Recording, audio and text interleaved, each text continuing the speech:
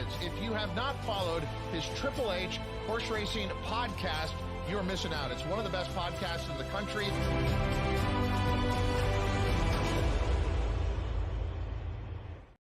Good evening and welcome to episode 354 of Picks and Ponies right here on the HHH Racing Podcast. I am your proud host, Howard Kravitz. It is Belmont at Saratoga Stakes Day, and what an unbelievable card they have this Saturday. Please make sure you hit that subscribe button on the bottom right-hand side of the screen. After you do that, hit that notification bell below the video player so that you know when new content will arise, and smash that like button. We'd greatly appreciate. You can follow me on X right there at HKravitz, and scrolling at the bottom of the screen is my email, hkravitzhorse@gmail.com. You can listen to us on Apple Podcasts, Spotify, and Anchor. Power Picks tip sheet. Look below the video player for information about it. We are selling the very inexpensive, profitable tip sheet. As usual, it is only $4 this weekend for a total of $16 for the month. You do pay for it monthly or yearly. If you are not a subscriber to the Power Picks tip sheet, you will get close to a 10-page, that's right, 10 pages, similar to what we did for the Derby and for Breeders' Cup, 10 pages of analysis for the Belmont Stakes card this Saturday if you sign up. Now, I want to make this very clear to everyone. As most of you know, I'm traveling to Europe starting Friday. I'll get into that in a minute.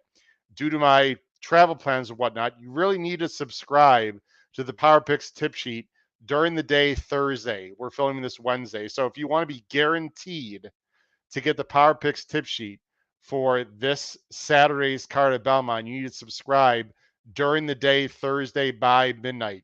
If you subscribe, first-time subscriber, if you are a first-time subscriber and you do it after midnight Thursday, for example, Friday or Saturday, I repeat, I cannot guarantee that you will get the Power Picks tip sheet, as I'll be traveling whatnot to Europe, and I'm the one that sends it out through your email. So please subscribe to the Power Picks tip sheet by Thursday midnight if you are interested in our 10-page blowout Belmont Stakes edition for this Saturday. We've got a great website, hhhracingpodcast.com, and I'm going to be talking also about Matt Miller's new book, A Better Way of Thinking, which is fantastic because we are giving away a free book.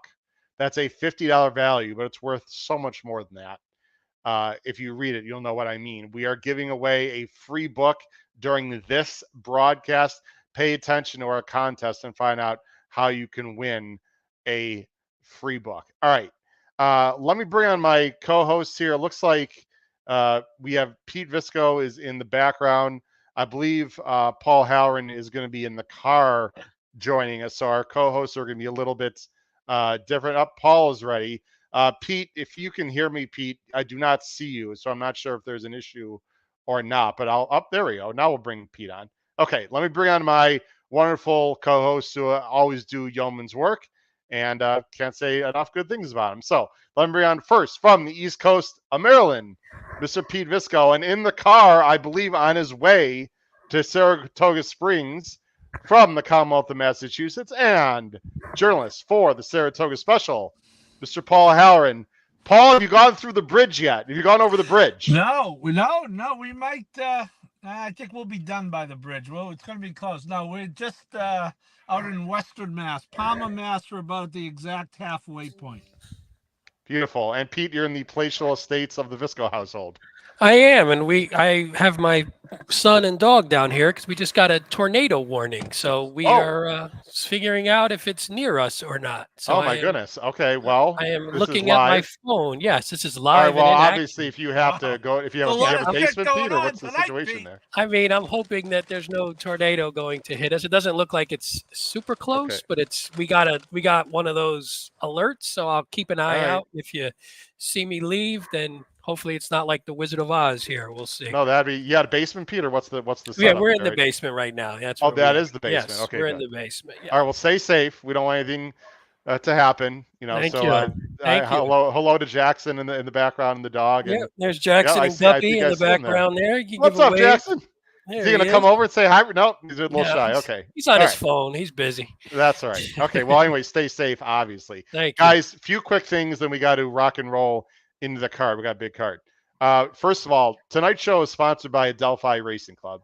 Adelphi Racing Club has been a proud sponsor of this show now for several years, and I've been a proud partner of Adelphi Racing for several years.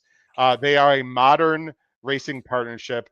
They deliver top-class partner experience, transparent communication, and success on the racetrack as well. They've won 18, that's right, 18% of their starts, and more than 50%, more than 50% in the money since they started the club in 2020. At the bottom of the screen is all the information where you can contact Racing Club managing partner Matt Cuter. Now, if you're listening to this as an audio platform, just go to Matt at Adelphi Racing, one word, Matt at Adelphi with an I at the end, as you would think it would spelled, racing.com, and you can check it out. They've got recent stake winners such as Funny How, who is recently retired, actually, Pandagate, who is a stakes winner and ran very well in Dubai a few months ago.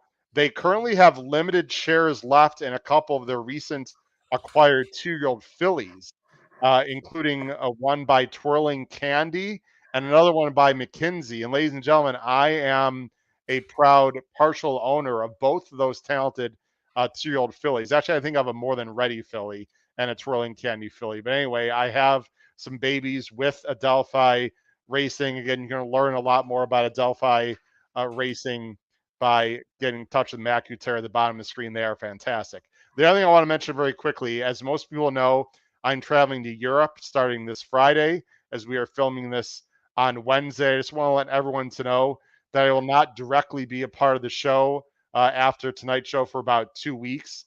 My wonderful co-hosts Pete Visco and Paul, and then the B crew, Kyle, Patrick, Charlie, and Noah. They're going to be taking care of everything for the podcast throughout the next 2 weeks in terms of on-air material, and also they're going to be writing the power picks as well. So if you want to get to know Paul real well, there's a close-up of his chin. But anyway, guys, thank you for helping me out the next 2 weeks. I will be doing some things behind the scenes, but not a lot of direct work as I'll be traveling throughout Spain, France, and the UK. So anyway, I'll miss everyone, but I'll be in contact with people through emails. And the show is in unbelievably great hands, full confidence. Everything's going to go well. Guys, I checked in the 3.5+ years of the show, I've never taken more than a week off. I've barely taken like 4 or 5 days off. So I'm very excited and for good reason. Guys, as I also said, Matt Miller's book, A Better Way of Thinking, we are giving one of these free puppies away in this show, again, for free if you win a certain contest.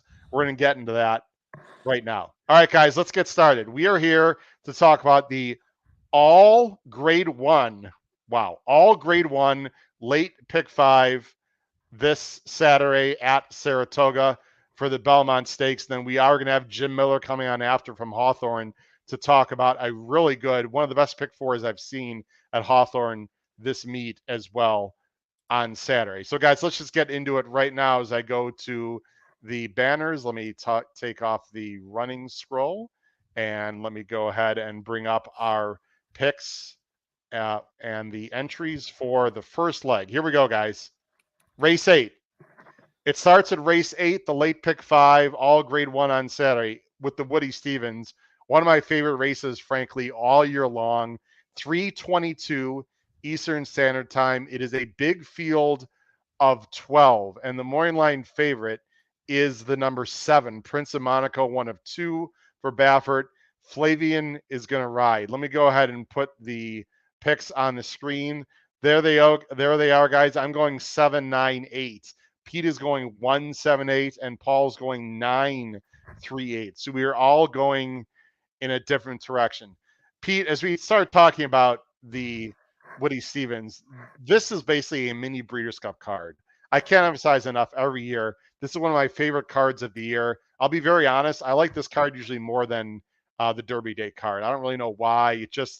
I think the quality of the horses are even better, even maybe, than the Derby Day card, which is awesome. There are 9 grade stakes, Pete. I think there are 6 grade 1s in a row or 5 grade 1s in a row. I can't remember how many, starting with this one. New Jersey bred. We all know this horse because he was awesome in the spring. Almost beat Forever Young in Dubai. His resume is excellent. He's been off a little bit, but he is very dangerous from the rail. 9-2 morning line. Yeah, I mean, this is a great race, and everything have to basically repeat everything, or I should say, second everything that you said. This is always one of the best weekends, probably after Breeders' Cup. So I'm with you 100%. Yeah, I like this one.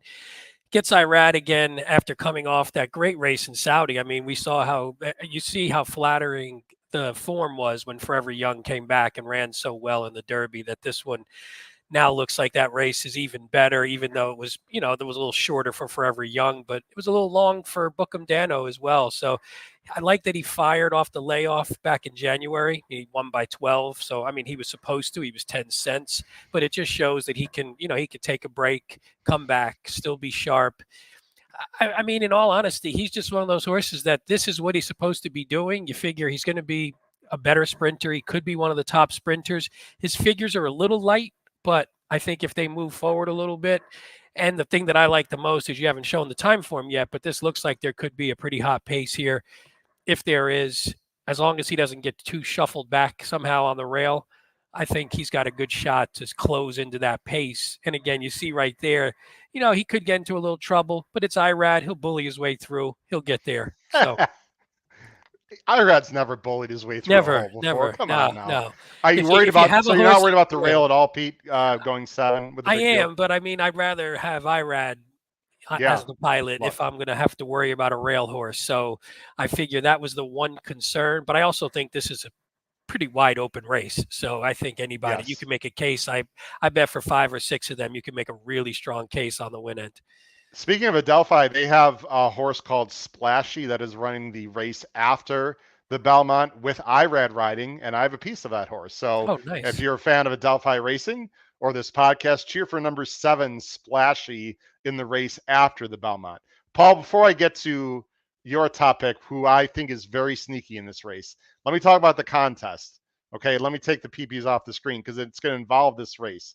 So here's the deal, ladies and gentlemen. If you want a chance to win a free book, A Better Way of Thinking by Matt Miller, it's not just a gambling book. It's about life. It's about money, strategy. And it's an incredible book.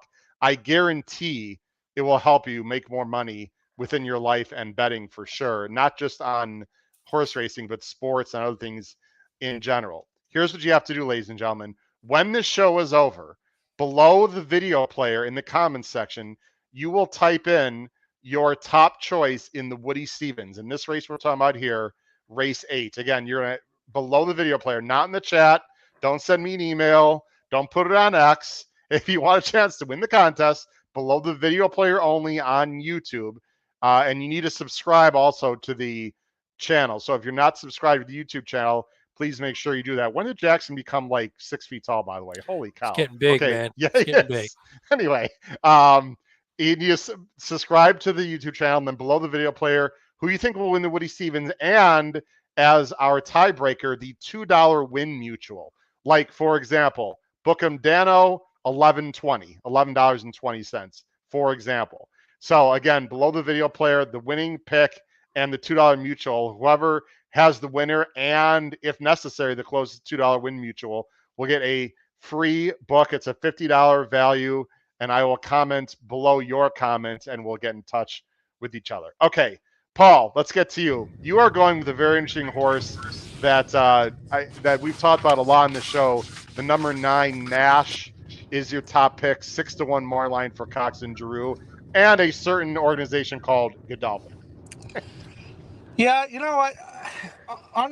after what Caesar Gray Howard came back and did in the Preakness, that Pate Mile looks even better. Plus, not an ideal spot. 12 out of 12, breaking from the 12 was the favorite. Just sees the grade, just ran a big race and came back and ran a bigger race. So yeah, and I did have the odds when I got to handicapping because they were out early. Thank you, Naira. I think that's a fair price, but to your point, Howard, Prince of Monaco's the favorite at 7-2. So, and this is a really good race. I mean, a really, really good Sure race. is. Vlahos ran exceptionally well. Second start, went into that grade 2 Pate Mile and almost took him all the way. Prince of Monaco was one of Baffert's better 2-year-olds last year. Pete, I like your pick. In fact, I just got assigned to preview this race for the Saturday uh, Belmont special, as we're calling it this weekend. And I am going to be focusing on this is one of the 2 horses I'm going to be focusing on. So I got to track down Derek Ryan one of the next 2 mornings. And Nice. when I do, Pete, I'm going to tell him that one of my good, astute horse player friends likes his horse. Yeah. So when he loses, though, I didn't jinx. It's not my fault. I'll tell if you he what, loses. though, I love I'm this angle, the New Jersey bred that goes to Saudi, and boy, he was almost home in that race at Saudi. And this is a career horse for Derek Ryan. I'm looking forward to getting into that. But yeah, in 9-2, Pete, a lot of respect from David Aragona. Yeah. In this field. Guys, here's my yeah. Oh, I'm sorry. No, go ahead. No, go ahead, Howard. I was just agreeing with Paul. Yeah. Yeah, here's my deal with Nash. I think we've talked about this horse a lot on this show. I've been waiting for so long, guys, for this horse to turn back. I can't begin to tell you. I do not think he's a 2-turn horse. I don't know if he's fast enough. I've got him second, but I do love the outside post. I think he's going to come like a train. I know on paper, Paul, it doesn't look like he's like a deep closer, but in this scenario where it could be a fast pace, I just feeling he's going to run a big race. My top choice, and I would, I'm not going to put a win bet on this horse most likely, especially because he's the morning line favorite. I usually wouldn't take layoff horses, guys, in this spot. But you know what? He's already run numbers when he was a 2-year-old, just as good as anyone here. And his works, I went on XBTV, guys. His works have been lights out, like National Treasure lights out looks. I just think he's going to fire a big race. I think he's going to stalk the speed. I'm a little concerned that he's been gone this long, but obviously Baffert's been pointing to this spot for several months now. If you look at the work tab, I just think he's super talented, and I'm going to go with Prince of Monaco. It's sort of a softer pick, to be honest. I do like Nash. I respect Vlahos. The only thing I'm going to say about Bookham Dano, and then we're going to move on because we have a lot to talk about. And Pete, I'd love to hear your opinion. This work tab is a little bit goofy. Now, I don't, he might have had some works that we don't know about, but he was supposed to run on the Pate Mile. Remember, that's what they were pointing to. He missed that race, and then he's got a break in the work tag from April 28th to May 22nd. Now, he's worked great in the 2 works at Monmouth, which is a pretty fast track, but it almost feels like they're rushing him into this spot. I have a little bit of negative vibes. I could be completely wrong. Any thoughts on the work tab and the fact that he didn't run the Pate Mile, Pete, which supposedly was the plan for this horse? No, I noticed the same thing, and what you said though, the 2 works, whether Monmouth is fast or not, the 2 works show that he's back strong. I like that he had the 2, especially the nice 5 furlong blowout last time. So I feel like even if there was a little hiccup, he should be coming in sharp, at least based off those 2. If there was the gap and then they were bringing him in, maybe I'd be a little more concerned. But I mean, it's worth a shot. Vashon agrees with you, so that's all you need to know, Pete. Right there at the bottom of the screen. Vashon says, I'm telling you guys now, if the one came back and is improving, but that's the thing. I think he does have to improve. He'll run off the screen. He gave Forever Young all he can handle, but Forever Young's not really a miler. But this horse is very talented. There's no doubt about it. Oh, yeah. I mean, and the thing is, too, I mean, he's only run 2 races this year, and they were both pretty strong. So I don't know if he has to improve a ton. He just needs to keep progressing in the manner that he seems to be. David Valentine, of course, likes Valentine candy. I mean, why Obviously not? I'm a little concerned about the extra furlong with Valentine candy. Let me ask you one question about imagination, Paul, and then we're going to move on. Based on what happened in the Preakness, I think this is as dead a send as we've ever seen. I think this horse is absolutely going to be a dead send and I don't know if he's fast enough early with Vlahos, but I expect this one to be absolutely flying early, which is sort of why I like Prince of Monaco to sit off him. Any thoughts on that pace scenario, Paul, with imagination? Yeah, that's the horse I want to talk about when I raised my hand, Mr. Kravitz. So thank you for calling on me. Absolutely. I think that on the cutback, he doesn't have to be a send. I mean, Okay. I played him in the Preakness, and I love Frankie. That was an idiotic ride in the Preakness. So let's just get that out on the table. I think cutting back, I don't know that he does have to send out. I think he can sit off and go. Okay. I love cutbacks, and I think I got this horse down as a price play. But isn't Prince of Monaco going to sit off a little bit? You don't think that matters, is what you're saying? Yeah, I mean, you would think, yes. Although Prince Monaco is more a sprinter by nature than imagination. True. Yeah, it's going to be interesting. This is one hell of a race. It's an absolute war. It's always a great race. The Woody Stevens is definitely a tough way to start the pick 5, guys. Let's get to the next race right now as I take some banners off the screen. Okay. The next race on the card is another doozy. It is, of course, a grade 1. It's the Jaipur, and it's run at 5.5 furlongs this year because the race is at Saratoga, usually at 6. It's $500,000. It's basically the best turf sprint in the country other than the Breeders' Cup turf sprint. It's a big field of 12. There are some AEs in the race. There's 4 of them. The main body is 12. The miling favorite is the very informed number 8 Cogburn for Asmussen and Irad. This is a horse that I actually liked quite a bit on Derby Day, even though it was a race we didn't really talk about. It was before the pick 5, if I recall. But he was fantastic on Derby Day. Let's see what we're doing here in this race right now. Let me make this screen bigger. Actually, I can't do that. Okay. I'm going 2-12-8. Pete is going 8-12-6. And Paul's going 6-8-12. So Pete and Paul have the same 3. I have 2 of those 3. My top choice is not in Pete or Paul's top 3. Paul, let's go to you. You're going to go with 1 of 2 for Charles Appleby. This time Flavian riding the number 6 Star of Mystery, 6-1 morning line. You're going to get a little bit of a price if you like this Invader. What do you like about him, Paul? And obviously, 3-year-old filly running against older boys it's actually one of the reasons I like the horse. It's a very aggressive spot, right? But it's not it's not un-Appleby like, right? I just thought the horse ran well in that race over at in Dubai on World Cup Day. Didn't quite get there, but I thought ran well. I think the 5.5 will be fine. It's a tough race. I mean, I think there's a lot of speed. Obviously, Cogburn could just be a lot better. I know Pete has him on top. Pete will talk about him. Certainly, formidable. Ran extremely well in that race on Derby Day. It was kind of never in doubt. But I think this is an aggressive spot. I think this Star of Mystery will be placed well. I love Pratt on the turf, obviously. And if I get 6-1 on an Appleby, I'm going to be happy with that. Where do you think he will be, Paul? Now, the reason why he's not on the pace projector, of course, is because he has not run a race here in the United States. They've got because 2. It's a she, Howard, and because it's a she. Oh, so he no. wouldn't Did be I? anywhere. Okay, well, Oh. I'm drinking off screen, Pete. Me too. I think this one will be more forward, and the 12 will be a little bit more of a closer, Paul. Is that what you project? Yes. I think the 12 is dangerous here, Howard, but very pace dependent.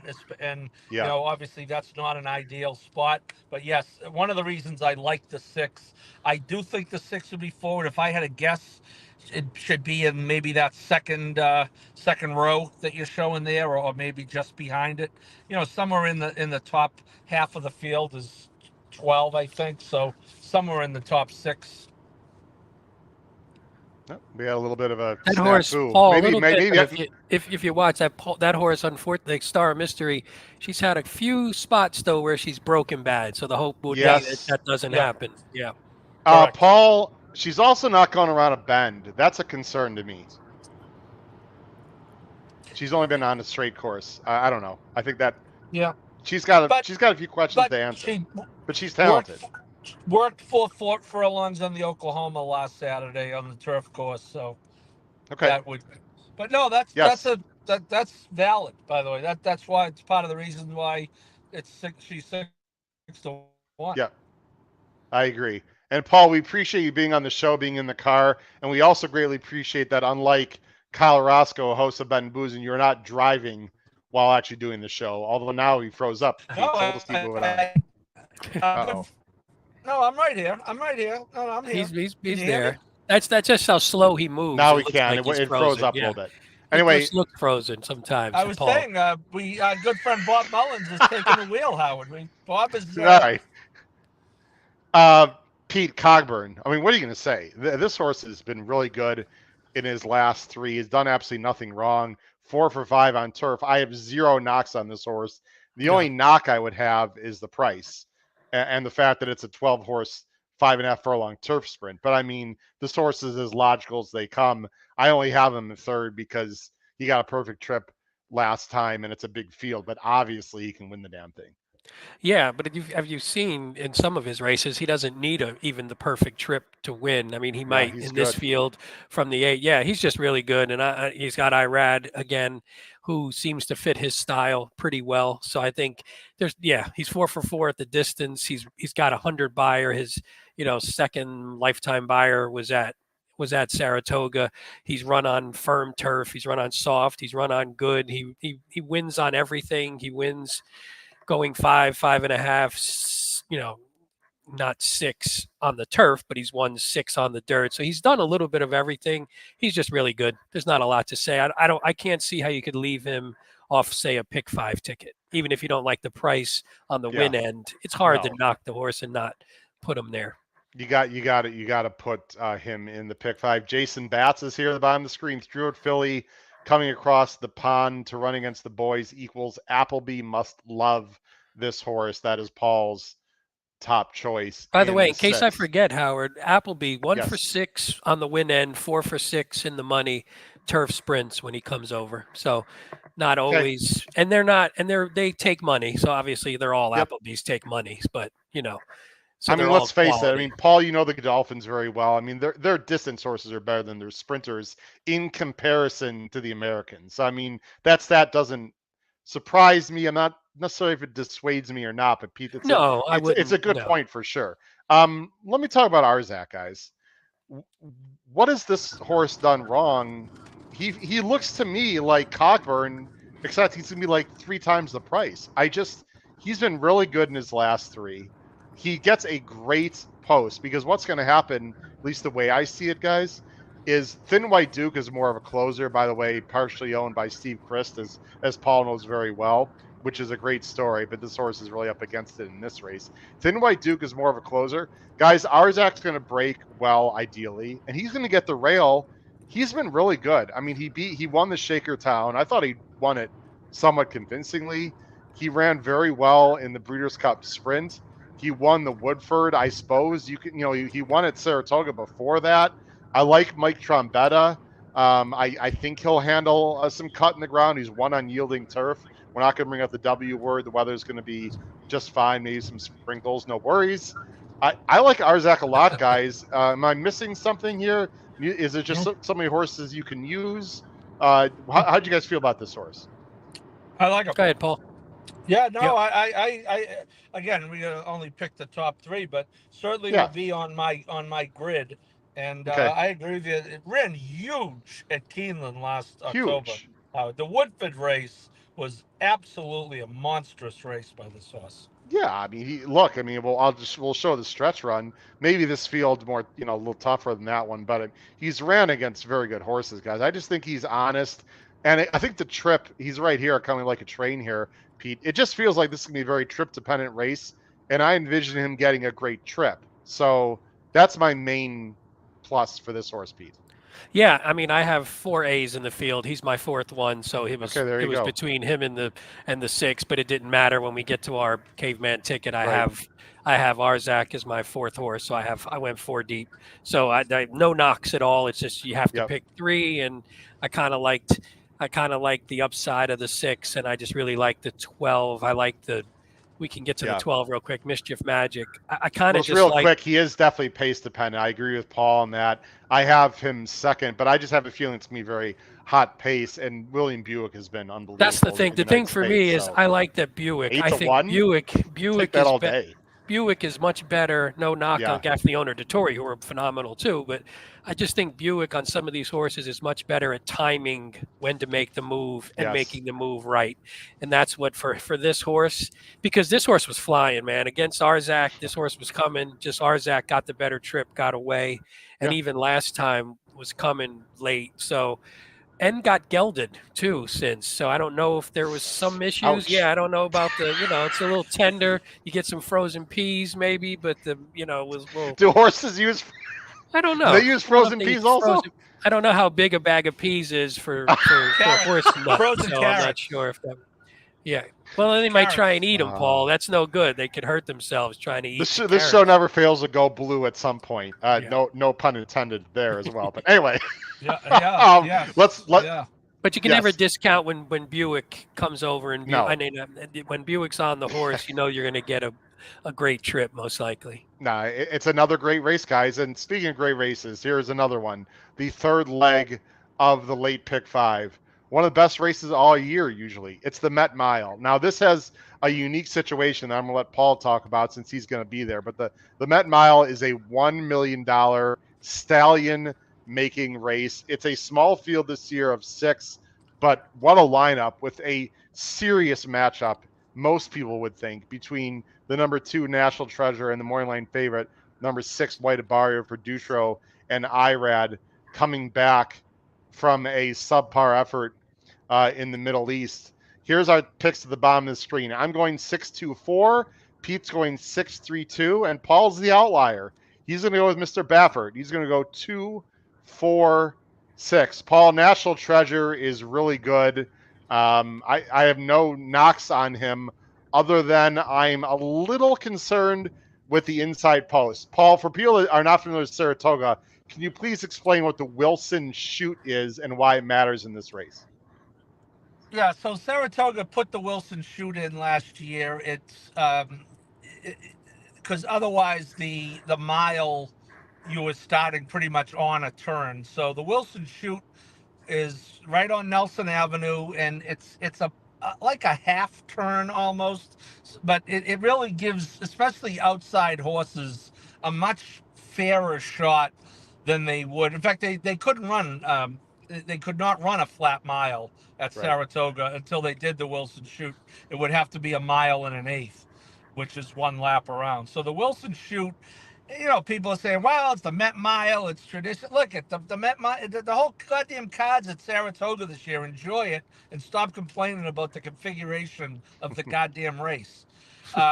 So they're coming out of the Wilson Chute. Is the rant coming early, Pete? Early rant. Okay. Well, he likes to build up. He likes to get the little rants out of the way.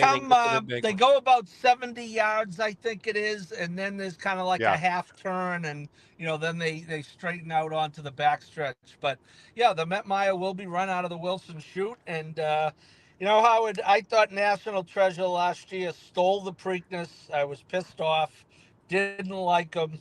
Got the easiest, softest trip you can imagine.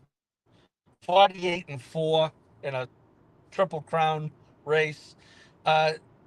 Proceeded to do nothing for 3 races, and then, boy, he sold me with his performance in the Dirt Mile. And he dug in, and you remember in that race, Cody's Wish went by him, not at the wire. He went by him earlier up the stretch, and this guy loves a fight, and as it turns out, he physically wanted to fight, hence the inquiry.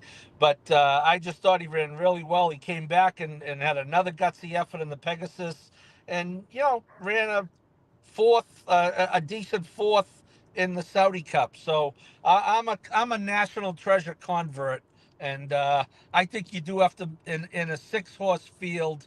I think you have to make a stand. I'm kind of going the other way with White Barrio. Where I did like him a lot in the Classic. I'm all National Treasure of this race. I totally get it. He's a likely winner. I have no knocks on him. And in a weird way, Pete, I could say that his most impressive race of the last 3 was actually the Saudi Cup, because that was a fast pace. Senior Buskor ran him down. I'm not sure he's like a distance horse. I think a mile is perfect. Again, the only minor knock is he might get, on the inside, he's going to get pressed by Hoist the Gold and White Abario at some point, but it is a minor knock. I had a very tough time going between him and White Abario, but we are both going with White Abario, Pete. And, I went back and forth in this horse, and I sold a few people. I don't know if I told you guys, but I did say to Cal Roscoe and a few people related to the show that, and I know Patrick Kunzel too, that after his sort of flop in the Saudi Cup, I wasn't sure if he'd ever come back to the form that he had before, because he exploded last year with Dutro. Now, he said, according to Dutro, he didn't ship well, he didn't travel well, blah, blah, blah.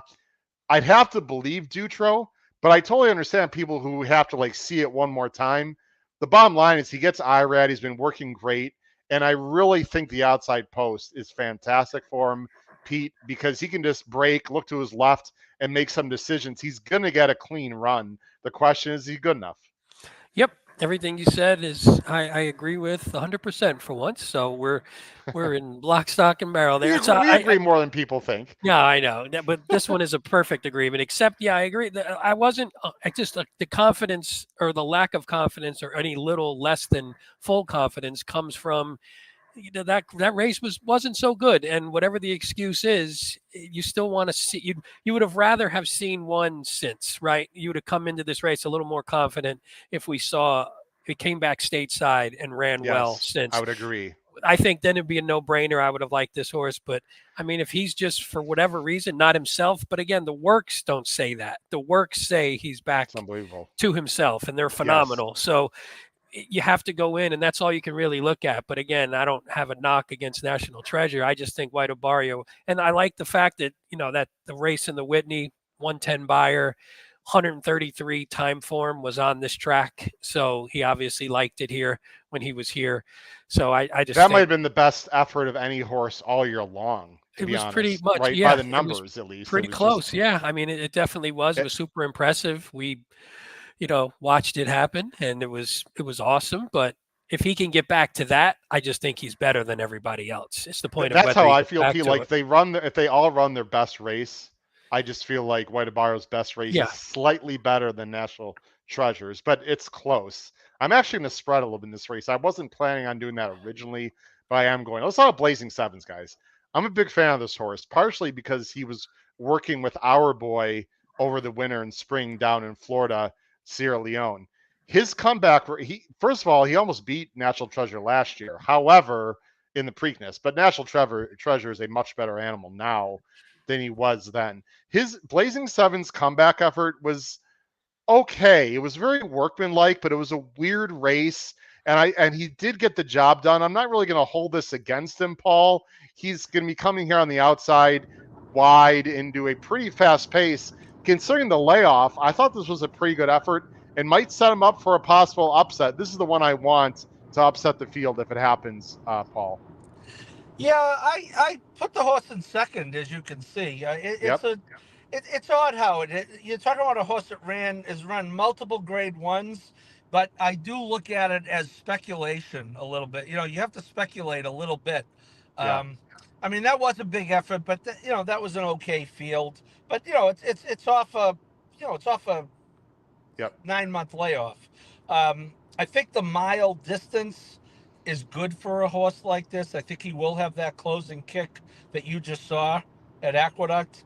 The only question is going to be how fast is the pace going to be? Where is he? And, where is he in relation to the two main players here? Yeah, I think he's going to get a great setup, guys. The question is he good enough? Post time number 3 is a nice horse. I think he's a little bit overmatched, but he's a nice horse. I don't see Castle Chaos winning. And don't, Hoist the Gold, guys. I might use that as a C only because his best race, it was a mile. It seemed a little bit out of nowhere, but if Hoist the Gold wins, will anyone be completely shocked? I wouldn't. I'd be surprised, but I wouldn't be completely blown away. Where'd this effort come from? So it's a real good race. I know it's a smaller field, guys, but wow, what a matchup. It's going to be fantastic. Let's get to the penultimate race of the pick 5 right now as I go ahead and switch some things on the screen. It is the turf race. It's the Manhattan, and it's always a great race every year. This year should be no different. It's $1,000,000, a mile and 3/16 this year, usually a mile and a quarter. They had to cut it back a little bit because of the Saratoga configuration. It's a field of 9. Moreline favorite is the winner from Churchill Downs. The number 5 program trading, 1 of 2 for Chad. Again, Flavian, 5-2 Moreline. I gotta be honest, that feels a little bit short to me. I don't think he's going to go off at 5-2 because there's some real nice Euros in this race. Let's go with our picks. I'm going 6-9-1. Pete is going 6-5-9, and Paul's going 9-6-5. Pete, like I just said a few minutes ago, sometimes we do agree, and you and I are very much on Al Rifa. I think it's Al Rifa, sorry. I like this horse a lot on Saturday.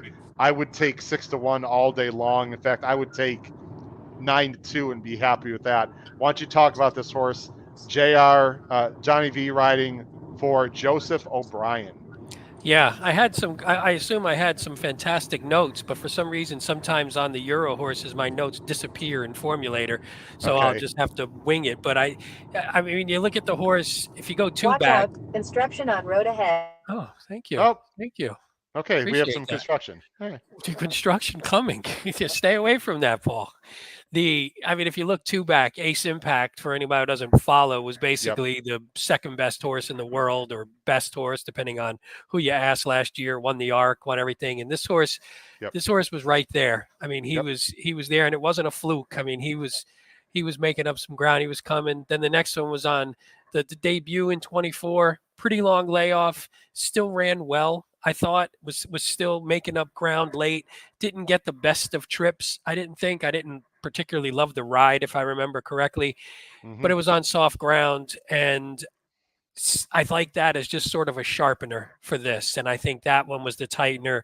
Now we can see this horse's best race, and if he can run back to what he did two back. But even if you look at a time form standpoint, that last race, you're looking at a nice 118 time form, which again was a top for this horse. So you figure coming back at 4, 3-4, we see a lot of growth. If there's another move forward, second off a long layoff coming over, I think this horse is right there. And I think you're getting a huge price at 6 on a horse this good, potentially. I mean, that was soft ground going further than I think he probably wants a long shot. I'm not worried about distance at all. He seems to be pretty handy. He's got a nice turn of foot. Slightly concerned again, he's gone left-handed, and slightly concerned he's shipping in pretty much off the plane. I don't know when he got to Saratoga, but I would have preferred him getting there earlier and like a work over the course. But Joseph O'Brien, I know, has been pointing this spot actually for a while. And I don't know how you feel, Pete.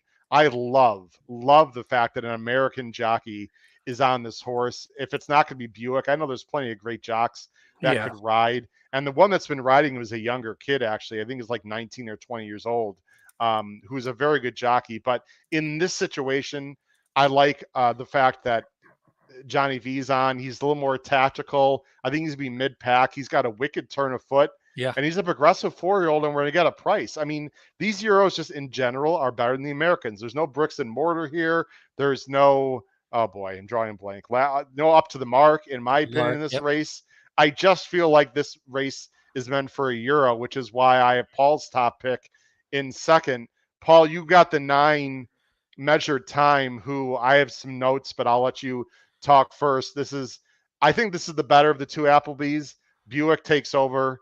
I'm not worried about the outside post. It's a long run into that first turn. He's very tactical. He can be a bit headstrong, but he's faced some very nice horses. Again, he's very well meant.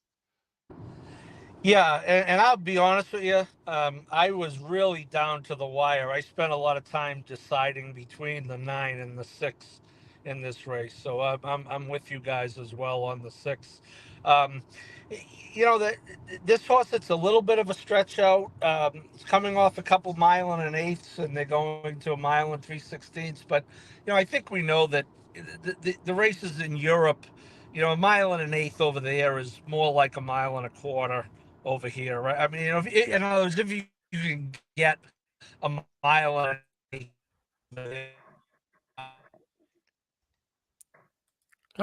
He's Paul, we're having some sound issues Obviously with you, and you might be going through a bad area. Hopefully, he's not going through a tornado, Pete. he looked like the Tin Man. If we're going to keep yeah. with the Wizard of Oz theme, there you go. We need I'm a going to little leave oil him. can. Actually, I'm actually going to leave him on because he's trying to come up. Oh, there he is. There we go, Paul. We can hear you now. Go ahead. Be aware we're going through the vaunted Berkshires where everyone loves to come in Massachusetts. It's the most overrated goddamn thing in America. All it's good for is bad cell service. Okay. The incremental rant right there. The incremental rant. If I lose you, I'll be back. I'm in the Berkshires where they have 10 million trees and 2 cell sites. Anyway, I digress. Yeah, so I flipped the coin out. I think the horse is going to be tactical. I like the stretch out. I like Buick, and there you go. Now I've got a stat. I had it. I didn't write it down. Joseph O'Brien, it's actually on our Power Picks tip sheet. And by the way, let me just say this too. I'm going to go full screen, everyone. If you have subscribed to the Power Picks tip sheet, they're going to be sent out Friday night. Everything okay, Pete? Okay, you scared me there for a second. I was giving Jackson the okay to go. He can go back upstairs. Yeah, okay, no worries. Clear. Yeah, no worries. Go ahead. Take care of the family. The Power Picks tip sheet is going to come out Friday night, everyone. So if you subscribe to the Power Pick tip sheet, please look for that on Friday night.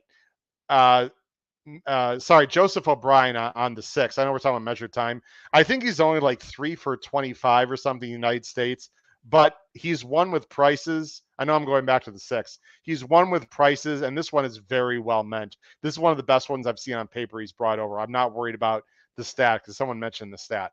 Paul, I think measured time might be sitting right off a strong quality and get the jump on Al Rifa. That's my thought here.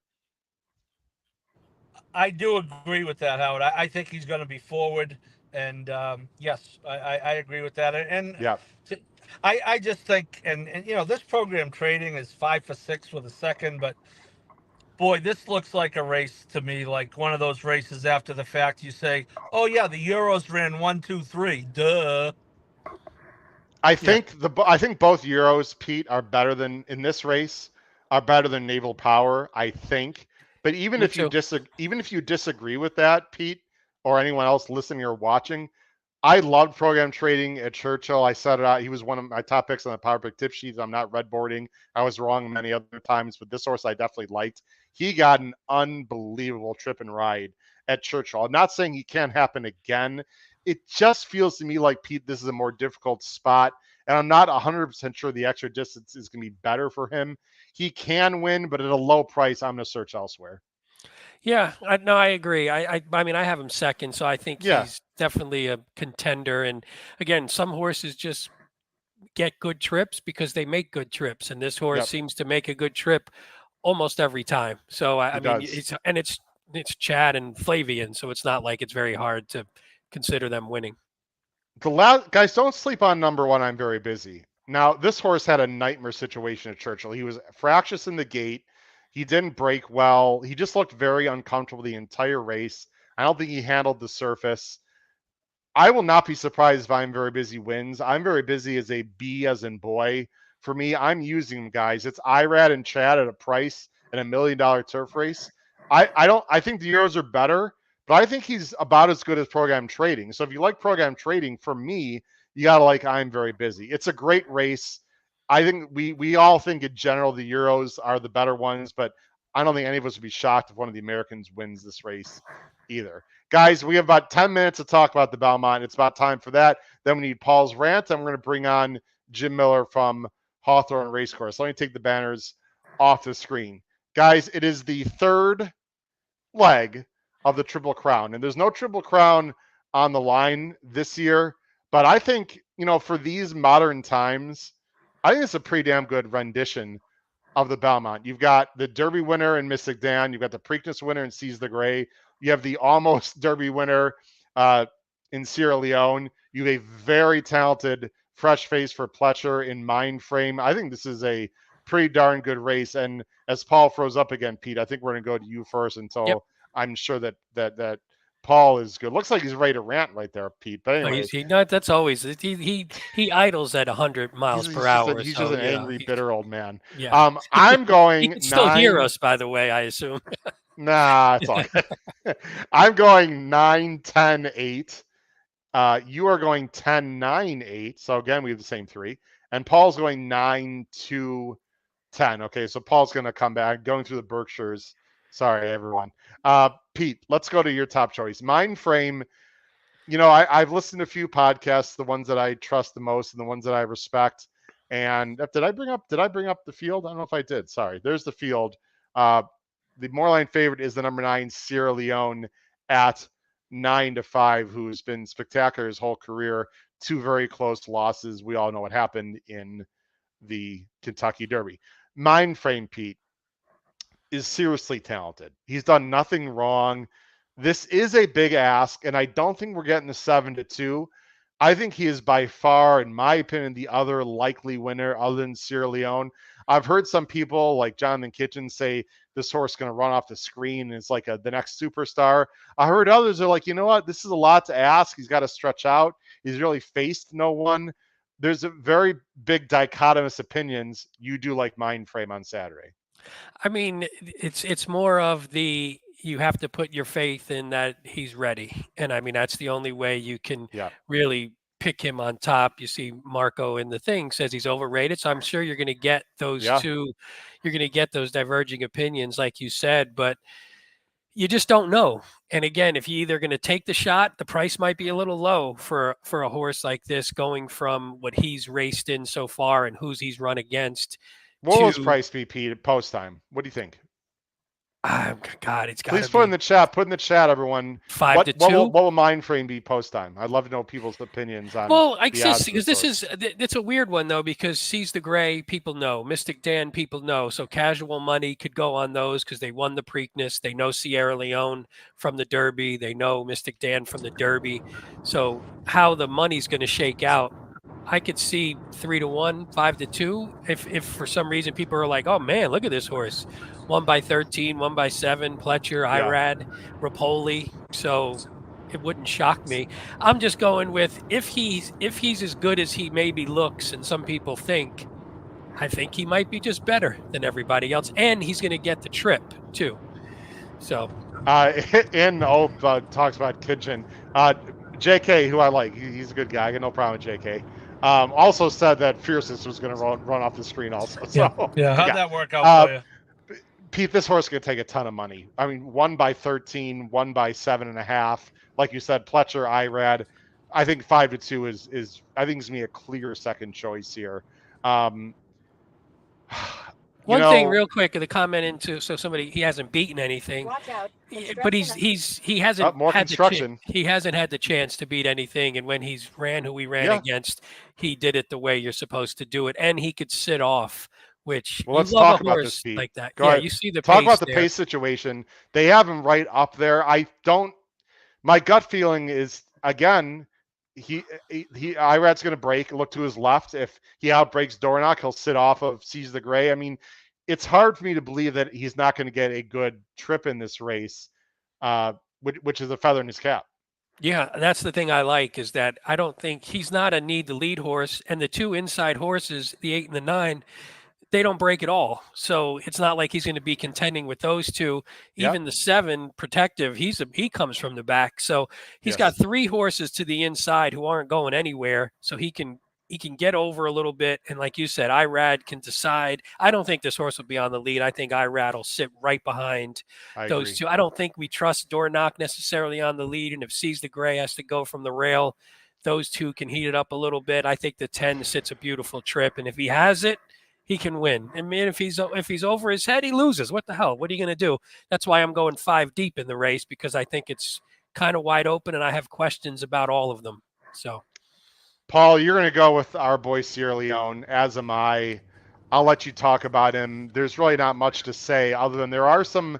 There's an equipment change and a jockey change that I'd like you to mention for people that are not aware in this race. Yeah, so the equipment, it's called the Hawthorne bit, I believe. It amounts to, I think it's more of a straight line than curved. I'm not an expert on horse equipment, but I am an expert on horses' asses. Anyway, it's to give the jockey more ability to steer, to put it in human terms. now the human change is interesting. We really haven't talked about it too much. We could do a show on it, right? One thing about Chad Brown, you can like him, you can not like him, but you don't get coach speak out of him. He told you exactly why he did what he did, and he likes Tyler. But he said, you know what? We know the horse lugs in.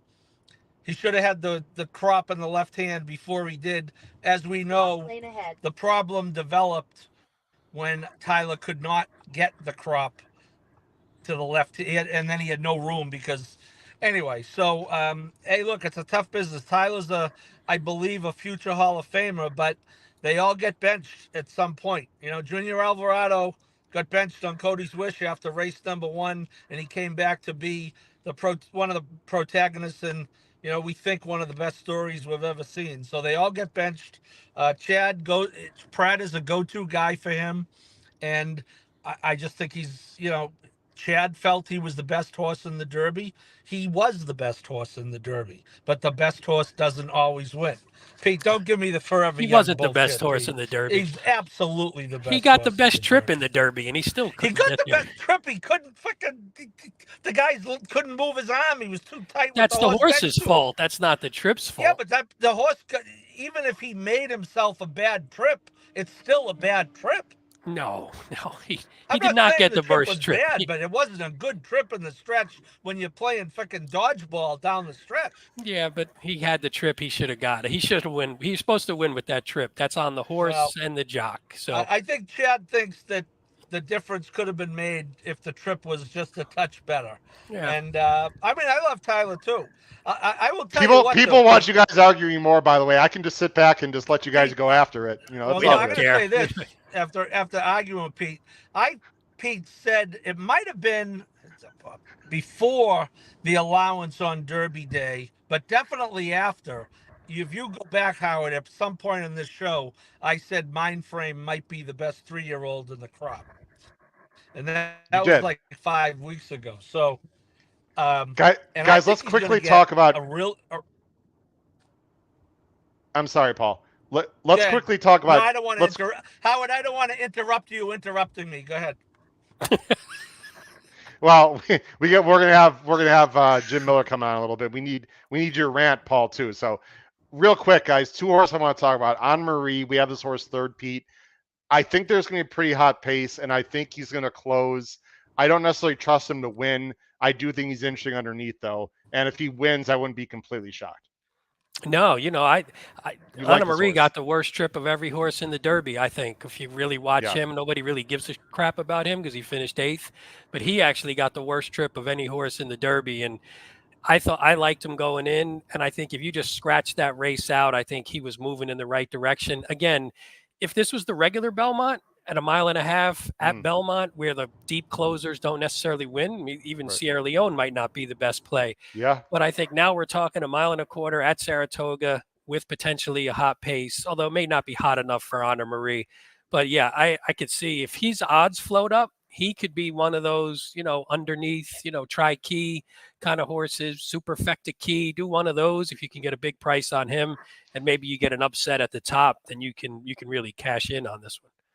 Paul, Andy Serling's top pick is Resilience. I've heard a little buzz with this horse. You've always been high on the number 2 Resilience. You've got him second in this race. What do you like about him on Saturday, briefly? Oh, man. Well, okay. I'll see all that arguing. Now he's just dead. We killed him. All the arguing. Don't say that. He'll live forever. I'll talk about Resilience briefly. I know he's looked very good on the sheets, Pete. He was very wide. He was very wide in the Derby, and some people think he's better than the numbers show, and he's going to get a good trip. So, and he's been working just fine. So anyway, I know a lot of people I think Resilience is interesting in this spot. Pete, let me give you my general thought, and Paul when he comes back on the Belmont here, and then we're gonna end our segment with you guys.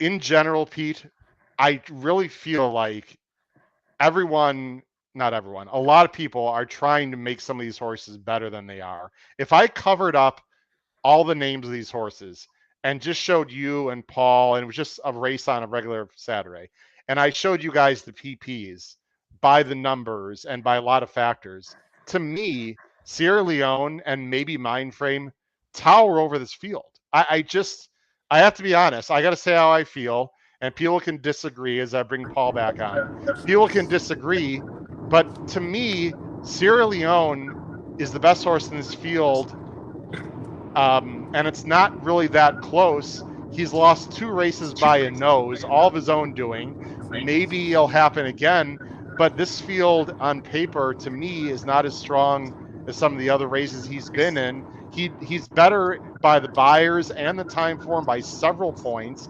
Unless Mindframe is a super duper star, I'm singing Sierra Leone. I'm staying with my boy. I'd love to hear people comment in the chat. If people want to go with Resilience or Antiquarian or, Anna Marie, like, I get it. I don't blame people for doing it. I just don't think this is the race where you find a price in the sequence, guys. I think if Sierra Leone stays somewhat straight, he blows by them in the stretch, and I'll be happy to say 8-5 or 9-5. That's my general opinion. I always bet with my head, not with my heart. I've said it over and over again. He's just clearly the best horse in this race, guys, in my opinion. That's all I have to say. I don't want to overanalyze the race. I really don't. The only problem, the only thing I disagree with is on the numbers. I think other horses have numbers that are just as good. I don't think he's better. Who other than Sierra Leone? Who other than Mindframe? Who? Well, Seize the Gray in the Preakness has a better number than one number. Okay. But he has a better number than Sierra Leone has ever run. 1 point on the buyer? No, but I'm just saying if you're on the same level, he doesn't have a race better than them, so you're similar level. Mystic Dan has races that are on the same level as Sierra Leone from a figure standpoint.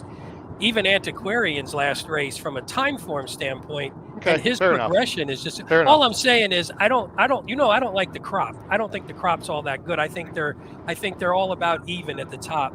And you're relying on Inhofa. What are you talking? Inhofa? What are you talking about? Because if Sierra Leone has no fast races, then no one in this field has fast races.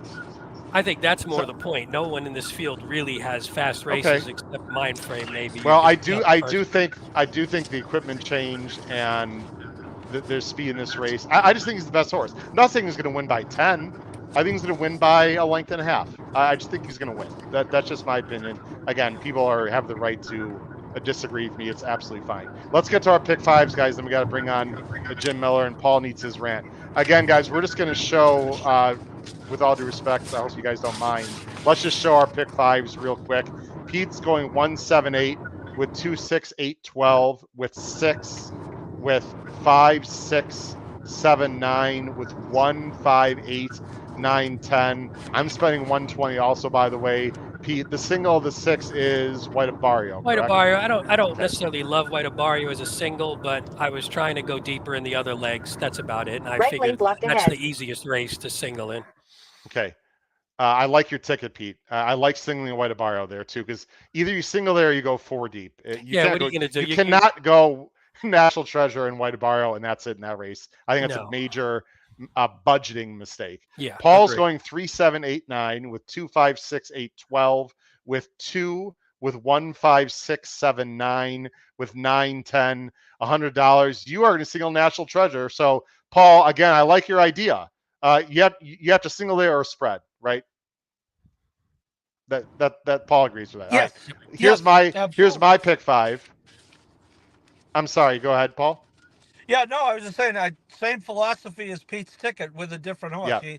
If you're playing a caveman and you're playing both of them, you're leaving yourself more exposed than Stormy Daniels in one of the other legs. Oh boy. I like that kind of exposure, though, Paul, more than I do on a caveman right? ticket. Hey, Yes, Pete, yes. That's a good analogy. Analogy. Guys, we're gonna lose our Hawthorne sponsorship for the next 5 seconds. I think Jim right now doesn't know what to say. I think he's freezing up because he's been taking a couple shots in between. That's why he's freezing up. Oh, He's doing it on purpose. He's getting juicy over there.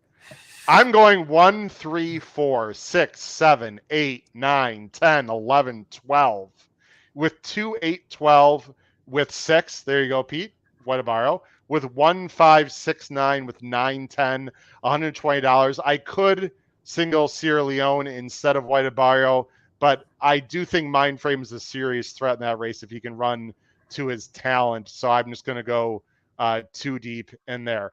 Paul, if you don't mind, I'm going to try to limit your, rants about 1 minute. If you may have a quick rant, Jim, hang on tight there in the green room. Jim's very excited. I can tell in the background. Paul Halloran, I'm not going to bring up the graphic. Paul Halloran, your rant of the week. Well, just quickly, Howard, because yes, we do have to go. I want to say that I ranted about Louisiana last week about the moronic leniency and drug rules. They must have brought some people in from out of state because they had a moment of clarity, and those rules have been reversed at least for, I think it's a 6-month period.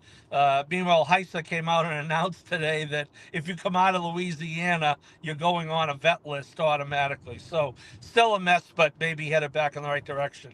And for the second part, and you touched on it, Howard, I could make a cogent argument that if you put the Friday, Saturday card together here, it's as good as Breeders' Cup Friday, Saturday. I think Breeders' Cup Friday's better, but they're all 2-year-old races. But this Saturday, I think, is every bit as good, and I encourage fans to enjoy it, to bet with both hands and both feet, and if you have a prosthetic, bet with the prosthetic, and really enjoy what we have coming. The weather's going to be great. Howard's going to be disappointed because we can't piss and moan about the weather. The weather's going to be fine. It's going to be occasional showers. So all that angst about worrying about the weather, and it's going to be a washout. The weather's going to be just fine. Enjoy Belmont at Saratoga. Bob and I are about an hour out, and we can't wait to get there. Paul, safe travels. I'm going to let you. Well, actually, let's bring on Jim real quick, and then I'll let you go from Hawthorne Racecourse, Director of Racing, Mr. Jim Miller. Jim, how you doing? Are you enjoying the conversation, Jim? I love the conversation each and every week. This is amazing. It's great. Paul, safe travels to you. It's you're going to the Mecca of racing there, so that'll be very cool. And you're right. Those cards are awesome. All weekend long, they're awesome. I think they're even running 12 on Sunday there, too. So it's going to be really good racing all weekend long. New York bred Stakes Day. Yep. It's a big day for me. Jim, quick top pick in the Belmont, Jim, or quick thoughts? Two quick thoughts. One, Steven Struess had the best comment of the night because he's right when he said Forever Young is going to win the Breeders' Cup Classic, because I said that right after the Derby. And then I thought that was the horse that should have won the Derby. And then Sierra Leone's going to win this race. Mile and a quarter, 5 weeks in between races, and that smaller field, outside draw, everything just lines up for the horse to win. 8-5 is probably a value in the race. John Lauro, he's a bingo square. I mean, let's not overanalyze it, right, Jim? Pete and Paul, I just want to say one more time, I want to thank you guys for helping out with the podcast the next 2 weeks. And once again, folks, don't leave. Jim Miller going to talk about the late pick 4. And again, if you want, there's a lot of people watching now that weren't watching earlier. Below the video player for race 8, the Woody Stevens, below the video player on YouTube, that's the only place where you can have a chance to win our book contest, Matt Miller's book, A Better Way of Thinking. If you want a chance to win, get a free book below the video player, give us our winner of race 8 in the Woody Stevens, and as the tiebreaker, the $2 mutual win bet of that horse. Again, below the video player on YouTube, and someone will win a free book. Pete and Paul, have a wonderful next 2 weeks. I'll be talking to you, but take care of my baby for me. HHH Racing Podcast. Safe travels. Enjoy the trip. Jim, maybe I'll see you next week. You're coming on with me next Thursday, hopefully. You got it. Sounds good. All right. Take care. Paul, have a great time. Bye-bye, guys. All right. Jim, how you doing, man? We've missed you the last few weeks, but for good reason. It's baseball season. I think you've had some coaching duties and some other things. Emily, of course, Gullickson has filled in wonderfully, and we're happy to have you back. There's a lot of things ongoing with Hawthorne. Before we get started, I don't have the banner up ready. I apologize. Let's talk about contests. There's a big contest coming up here at the end of June. Why don't you quickly talk about that, and then we'll get into the pick 4. Yeah, it's called the Hawthorne Contest. No entry fee. You keep what you make. Open bankroll. It's really just a great contest for that. It's at multiple locations as well, too. There's qualifiers to the Hawthorne Invitational, the NHC, the Breeders' Cup Betting Challenge. So many different options out there. If you want any information on the contest, go to the website, hawthorneracecourse.com. And then at the end of the month, like you said, the Invitational, the Hawthorne Invitational is a very cool contest. You're going to have live action. You're going to have people talking handicapping strategy. You have really good players in the room, so many different ways out there. And it'll be a really fun contest. And I'll tell you, the way we've been filling cards over the course of these past couple of weeks, and we'll be on the turf this weekend too, you should see a lot of Hawthorne action within the contest as well.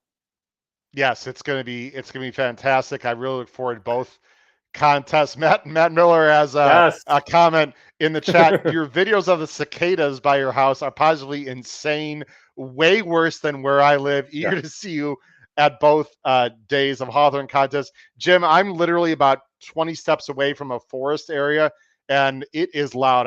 I wear hearing aids. I think you know that, so I don't hear as well as some other people. But it's like just a constant loud buzz. It is. Oh yeah. I can't imagine people that have normal hearing. It's got to be extremely annoying. I'm similar to you. Right across the street, out the back door of our house, we have a forest preserve as well. So it's been very loud. My kids love the cicadas. My wife loves the cicadas. I've been intrigued by just following along. But yeah, what Matt's referring to is the other day, and I posted it on my Twitter. If you want to go check it out, I just went up and down a couple of branches of the tree, and there really wasn't an open spot. It was cicadas everywhere. For those that aren't familiar, they're very prevalent in the Midwest right now. They're very loud for sure.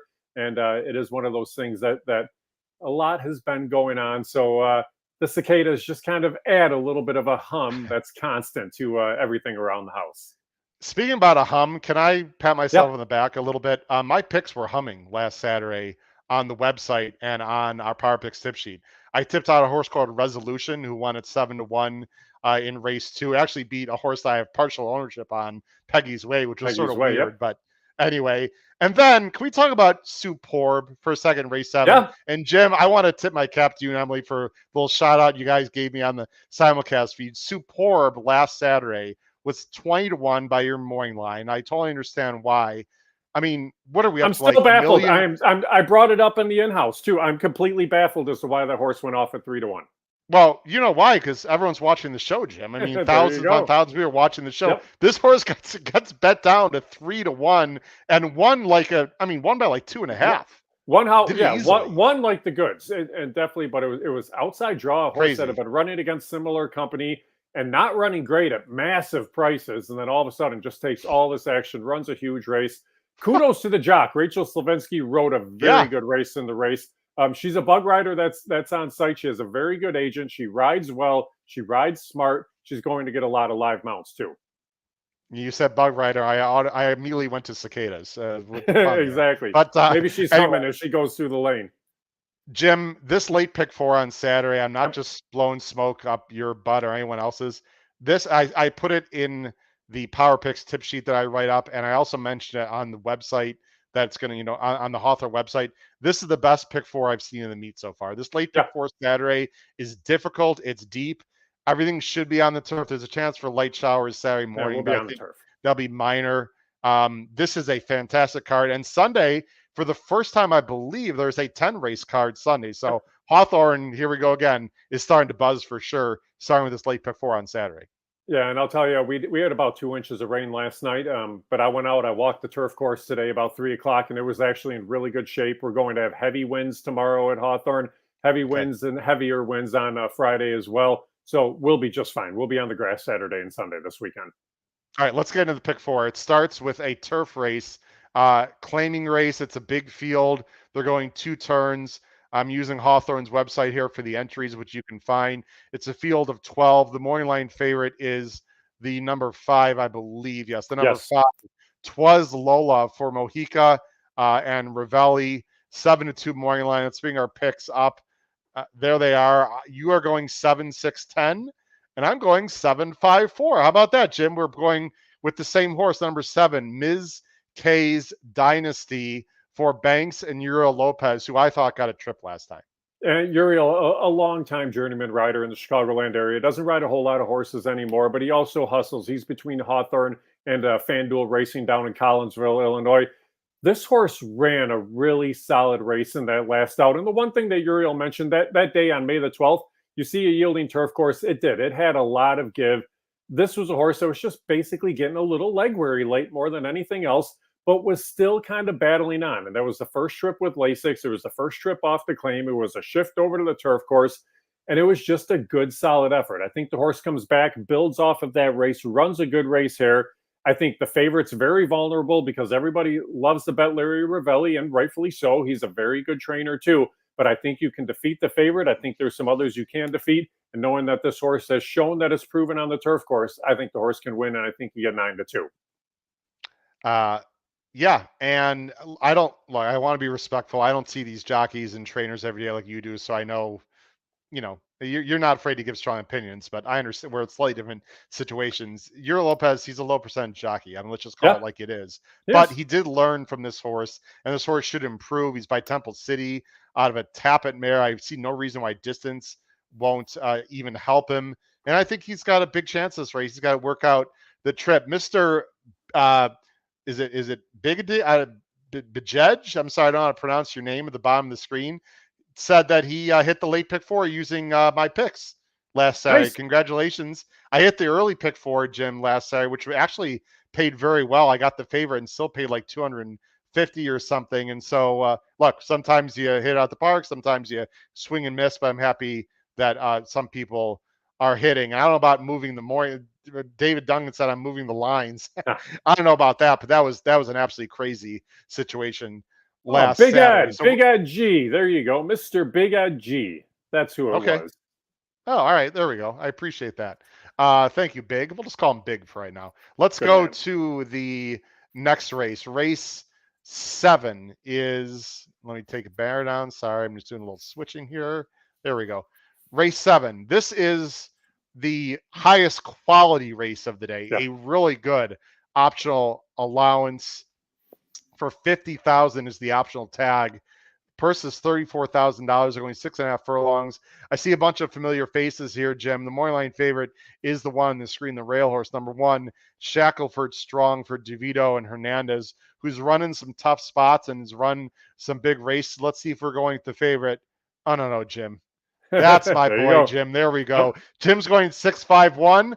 I'm going 6-4-5. Again, we are the same horse. Number 6 went west for Cologne and a new trainer in Hugo Rodriguez, who's having a fantastic meet. Yeah, he is having a fantastic meet. He's the son of Eduardo Rodriguez, who's also having a very good meet training-wise, too. Went west, a longtime Louis Roussel horse, a horse that ran a really big race in that last out, was rallying late along the inside, and this is a horse that just missed by a head going 3/4. So now you go 6.5 in this race. There's a decent amount of pace in here. And I think DeVito probably has the 4 Eli's Promise in just to supply a little bit more pace in the race because I think there's some others that'll go, but maybe it helps a horse like Shackelford Strong on the inside. But Went West has that tactical speed. Cologne won a couple of races on last week's card too. The horse likes the distance, and I think this one should be very tough in this spot. Jim, this horse ran. This was Illinois Derby Day. I had a major play in the contest, and this horse absolutely broke my heart. I thought he was getting there, and he just missed. He got a good trip. The extra half furlong should help. Yeah, he's got it's second off a little bit of a break. There is other speed. I like Went West quite a bit in this spot, Jim. I tend to be stubborn sometimes with certain horses, but I don't think I need to be stubborn with this one. I think he's very logical for sure. Let's go to the next race. I'll just put up the banner first. There's the banner. Let's go to race 8 as I go and scroll down. Turf race. I think, Jim, and I'll bring you on screen in a second, I think it's the toughest race on the card. Yeah. This is a fascinating turf race. There's a lot going on. There's a lot of angles to navigate. It's a 1/16 for main special weights. The morning line favorite, as I scroll down here, is the number 9, Even the Wind, for Chris Block, excellent Midwest trainer for people who don't know him, although he's run many places throughout the country, and Orlando Mojica at 7-2, excuse me. Let's see who we're going with on the bottom of the screen. We're going different here. You're going 10-9-6. I'm going with 3 completely different horses. That's how tough this is, Jim. Yeah. I'm going 5-8-4 in this Turf Maiden. Talk about the number 10, Hoylake, Ian Hardy, and Luis Colon. A wildly tough race. And you'll see when you get to the pick 4 ticket what I thought about this race too. It is so tough.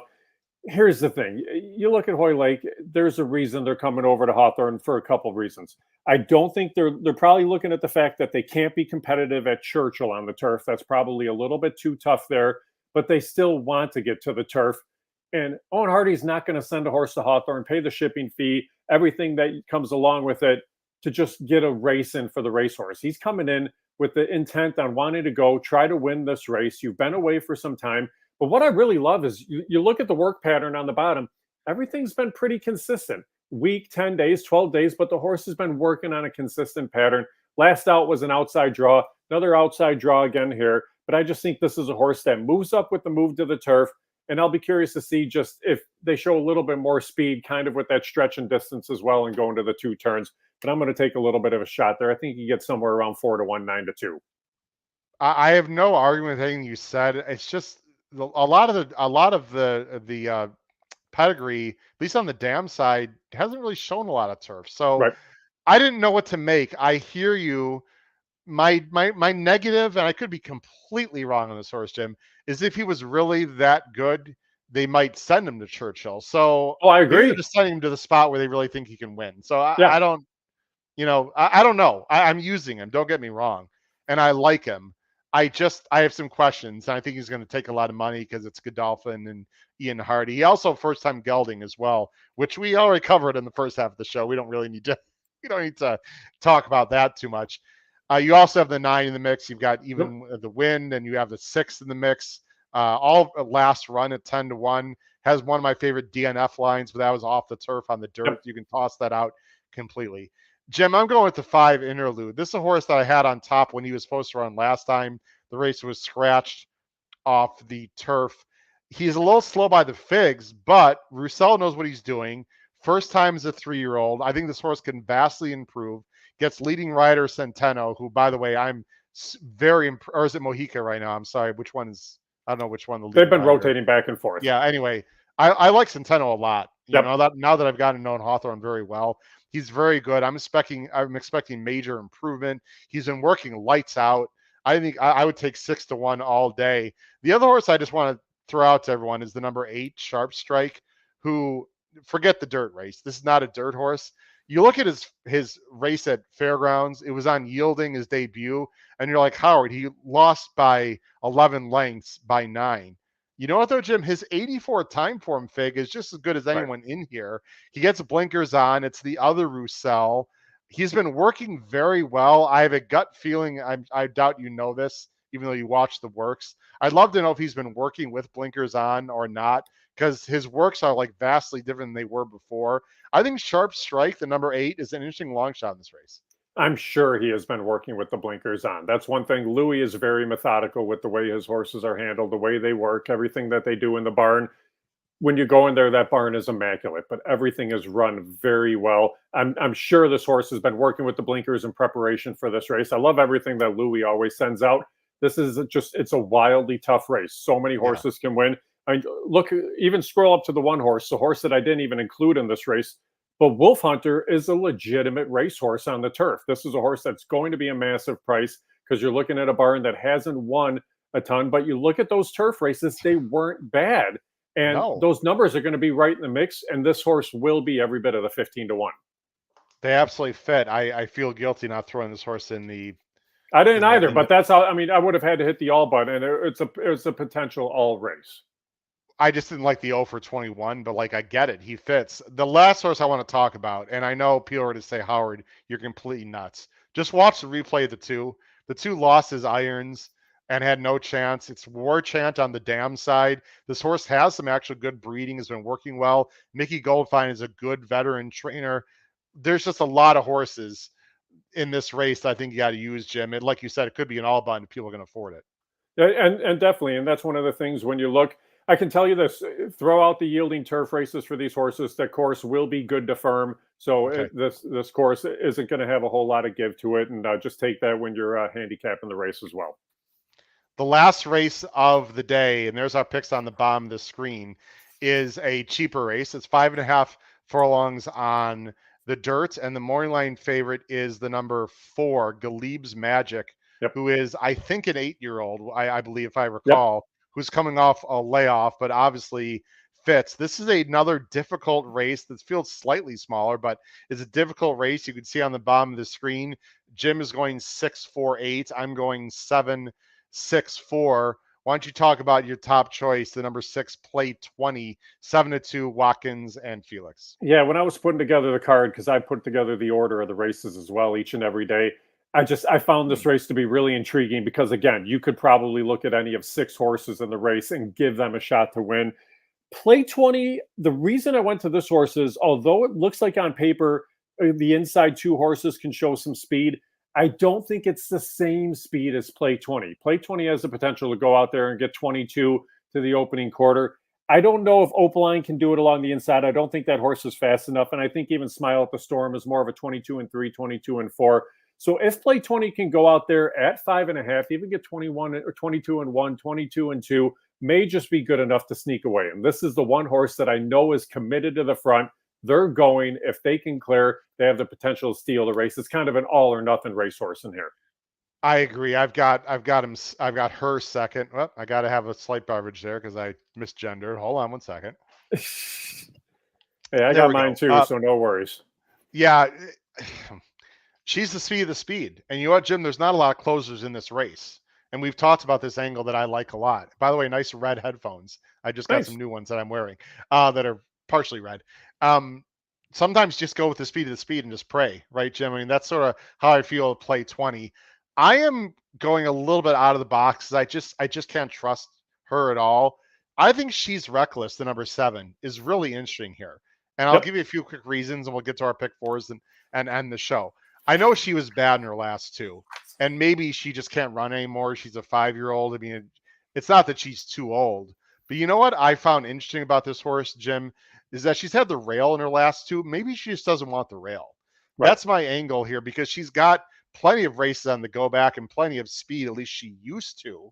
So I'm hoping she breaks and she's ready and just is more comfortable outside of horses. It's a complete guess on my part, but she's got race on the go back that would actually destroy this field. So if she can run at all, Jim, I think she'll show it here. And I'm just taking a little stab with the 7 in the last race.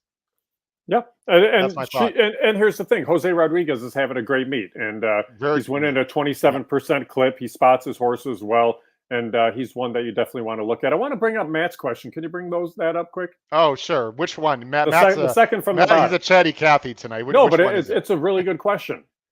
I was right here, Jim. A serious question. You assign more lines to Ravelli horses that are higher than we saw at Arlington.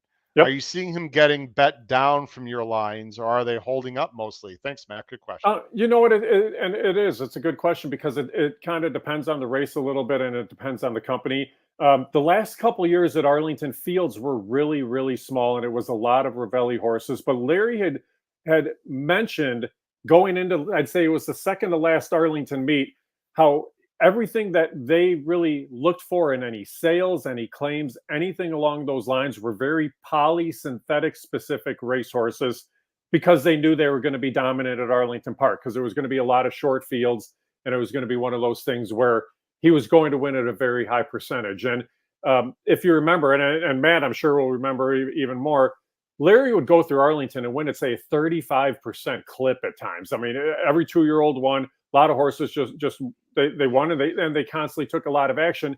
And then these same horses would get over to Hawthorne at the conventional dirt surface, and those numbers would go down to, say, 20, 21, 22%. So it would even out a little bit. It was a lot of it just due to the specific type of racehorse that they were looking at. So it was one of those things when I'm putting together lines, I can tell you this.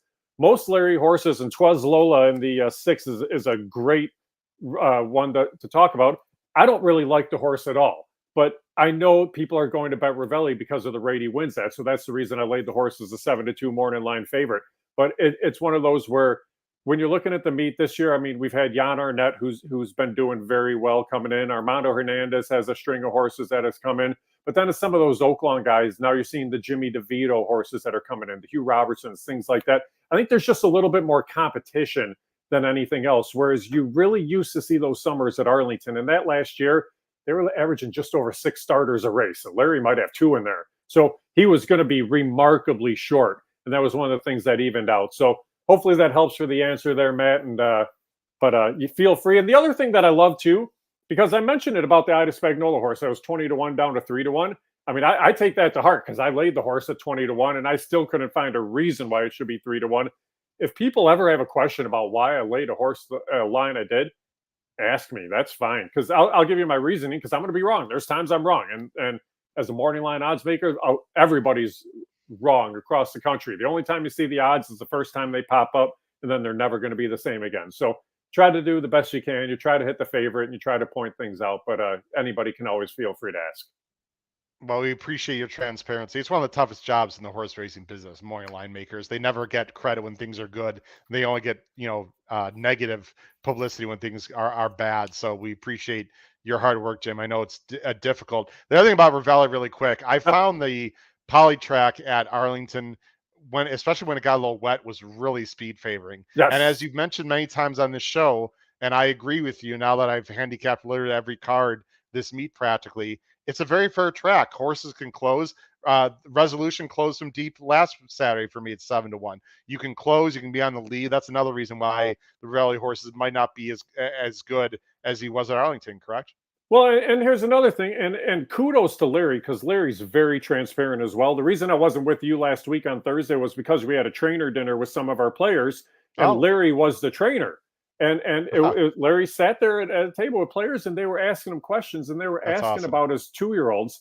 And basically what he said is this. He said, I train these horses out of the gate, and I train them to go together, but the horses that aren't going to break on top and are getting dirt kicked in their face, they're going to back out of it rather quickly because they still have to learn to work that way. That's why he's so much speed early on. Everything debuts with blinkers, everything speed. But we had our first 2-year-old race of the year last week, and that's what it was. Larry's horse, the one that broke on top, won by a bunch, and the one that didn't was tossing his head, raced very greenly in that, and it's going to have to go back, and we'll have a lot more time in the mornings to work on things before that one's back at the racetrack. That 2-year-old girl that he unleashed last weekend, she's a funky... she's a funky drummer, I think, was something like that. She is funky. She's gonna be staked. She's a nice horse. She was good. Jim, let's get to our pick fours here. Your late pick four. We always try to give affordable tickets here. Yep. He's going with $30 ticket. It's at the bottom of the screen. 6-7 with 1-5-6 with 4, 6, 7, 9, 10. Although Jim has said if he could hit an all button, he would have done it with 4, 6 on the end. We didn't actually talk about the 4 in the last race, who is an 8-year-old coming off a long layoff, which I'm just always negative to, but obviously has the numbers to win. $30 ticket. Here's the thing about it.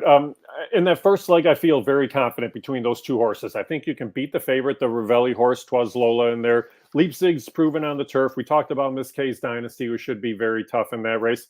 It's the 3 most logical horses in race 7, which is a competitive race there. I think you get out of that race.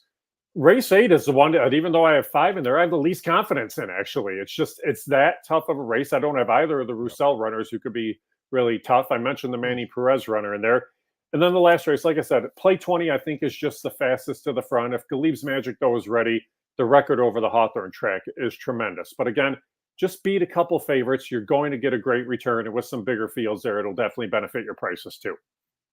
I have a ticket here, Jim, that I know will pay. And the reason why I know it's going to pay is because what I'm doing in the last race of the sequence. My late pick 4, and I'm spending a little bit more on this ticket. I just found the first 3 races to be clusters. Very difficult. I'm going 4, 5, 7, 9 with 4, 5, 6, 7 with 2, 4, 5, 8, 9, 10 with 7 at 6-1. You got to take a stand somewhere, Jim. I spent more money betting Hawthorne last weekend than I had all meet, and it paid off for me. That's not to say it's going to happen this weekend, but I'm a big supporter of Hawthorne, and not just because I do work for you guys. And in that last race, to me, either you single the 6 or maybe I'm going a little gutsy with the 7. I can't use the 4 as an 8-year-old coming off a year layoff, even though the horse can win, and he might be the favorite too. So it's a very, I don't have a ton of confidence in my ticket because maybe the 7 can't run anymore in the last race. But if she can and she wins, and I'm right in the others, Jim, we're talking. I could get a 4-digit score. I don't think it's right. And it's a really good sequence. Realm of possibility. Any final thoughts, Jim, as we wrap up the show? We appreciate your time. Again, Sunday's a 10 race card. There's 4 we don't talk about the early races. Well, there's 4 turf races Saturday, 3 or Sunday. 4 on Sunday. How many Sunday? 3 Sunday. 3 Sunday. It's very exciting contest at the end of June. Anything else you want to discuss? Can I give a little rant? Of course. Oh, wait a minute. Should I put up Paul? I can't put up Paul's banner. Wait, hold on. It is a new segment. It is Jim Miller's rant of the week. I love it. I'm going to go off screen, Jim. Hit. Sure. All right. Here's my rant, because it's kind of a rant of sadness more than anything. And as we've seen here in Illinois, things have been very tough for racing over the course of years. I started my racing career actually at Arlington Park back in 1993. I hated to see Arlington Park go. But at the same time, I've also seen Sportsman's Park go, Maywood Park go, Balmoral Park go. So I've seen how tough it is here. But this weekend on Sunday, you're going to see the same that's happening out in California. And again, it's very sad. In my racing days, I've seen Hollywood Park close. I've seen Bay Meadows close, and now we're going to see Golden Gate close. So it's very tough to watch all these racetracks going by the wayside. It's a tough game, but with the support of the players, it's good for the tracks that are still around as they battle on. But it is going to be with great sadness that I see Golden Gate Fields go, because it's a cool racetrack. It's a cool area of the country to race in. And now you don't have Bay Meadows. You don't have Golden Gate. There's no more really Northern California racing anymore. And that does make it tough. So it'll be a sad day on Sunday. I'm glad you mentioned that. I should have mentioned something earlier in the show. We just had so much to cover. Unfortunately, as you mentioned, we know how that feels like here in Chicago, but we still have Hawthorne. They have California fairs, but it's not the same. Golden Gate is right on the ocean. I've never have been there. We'll never have a chance to go there. That could be a whole show for an hour, but that is a real bummer. I'm sorry to see that happen, but maybe some good will come out of it somehow, Jim. But long live Golden Gate. I'll tell you what, they ran some great races there, and that track was super fast at times. You see like 21 and change and 44. I'm in my early 50s, Jim.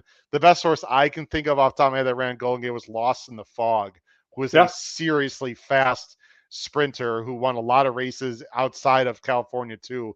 Lost in the Fog was just a complete freak, and what a great name to run in San Francisco Bay area. So Golden Gate, thanks for all the memories. Jim, really appreciate it. Have a great weekend. Maybe you'll bet a little bit in New York as well, but we want everyone, of course, to be betting at Hawthorne Racecourse on Saturday and Sunday. For all my wonderful co-hosts, including Pete Visco and Paul Halloran, along with my Ben and Boozen guys who are going to be taking care of the podcast the next 2 weeks as I travel, Jim, to Europe, to Spain, to France, and Royal Ascot. I mean, really? I cannot wait, man. And you'll be taken care of too, because Pete Visco will be hosting, I believe, on our next 2 Thursday nights. And for Jim Miller, this has been your host, Howard Kravitz, episode 354 of Picks and Ponies. Crush your bets at Belmont and Chicagoland's hometown track, Hawthorne Racecourse. We'll see you in a few weeks, everyone. Take care. Have a great night. Bye-bye.